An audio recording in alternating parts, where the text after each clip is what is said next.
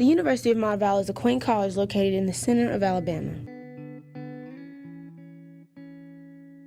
Race is still somewhat of an issue, but I wanted to find out how much of an issue. I wondered if students were facing the microaggressions that I was.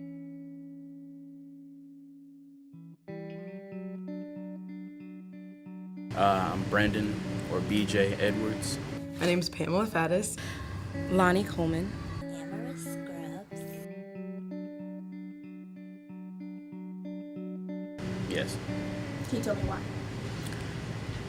Well, there are fewer of us than there are others, race-wise at least. Yes, definitely. I grew up in Huntsville in an all-white neighborhood. I went to all-white schools. I was basically that, token black person. No. And the reason why is because minority is a label, and I don't appreciate it. I mean, just because my skin tone or my ethnicity or even my gender is different does not make me any less of a human being than the next person. In a way, but not really. In a way, no, because I consider myself my own person. I'm me.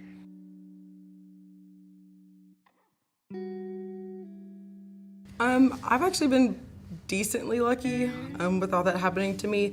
I mean, of course, I've had a few occasions, where people looked at me if I'm just like, they think I'm like standing somewhere too long, or if I just look like I'm doing something sketchy, someone will like maybe just stare at me for a little bit.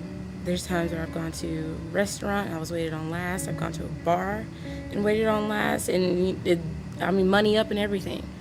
And so it sometimes seems like it might be a racial thing. Doesn't mean it is, but it's kind of like a passive-aggressive racial thing that happens. In all fairness, not really. I've never had any experience where I was unjustly pulled over or anything like that. I managed to get into a pretty decent neighborhood. The only thing that I've had to worry about on that end is a branch of the KKK tried to move in at one point. I was a server in Pelham, and I felt like I got treated differently. Sometimes certain regulars that would come in there, they would treat me differently than their servers, and I would think because it was because I was black, I could be the nicest person in the world, and they would just be like, treat me like they don't want me to wait on them. Like, I'm bringing you food, I'm serving you.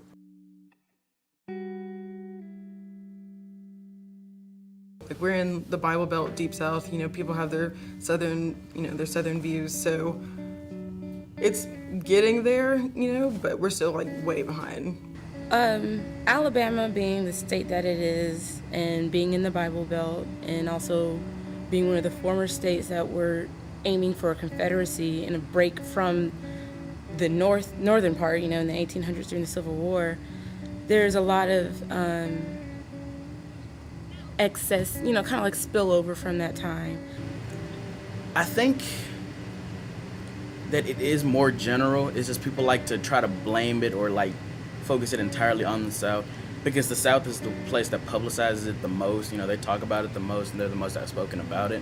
But it seems like that's the reason why it can happen other places, and people don't pay attention to it as well, because they're like, oh, it's the North, it's every so often, it's the South, it's all the time.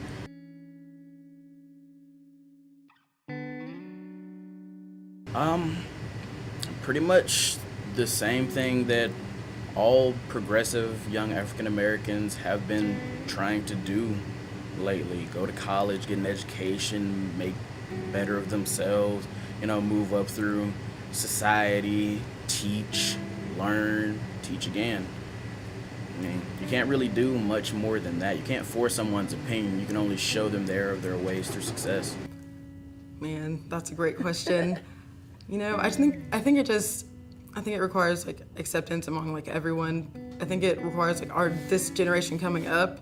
I think that has a lot to do with it. I think we're gonna make like a lot of big changes.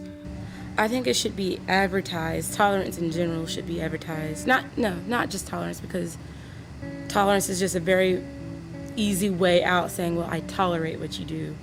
I think acceptance is a bigger goal of everything, of race, of gender, of sexual orientation. Today's society is just so messed up. So like sometimes I feel like there's no more hope, but we just gotta come together, pray. That's what I'm doing, praying. So I hope it's better for your kids. Yeah, I hope. Like I just hate that they have to. I'm hoping that they don't have to grow up in the world that we live in today, but I only pray that it gets better.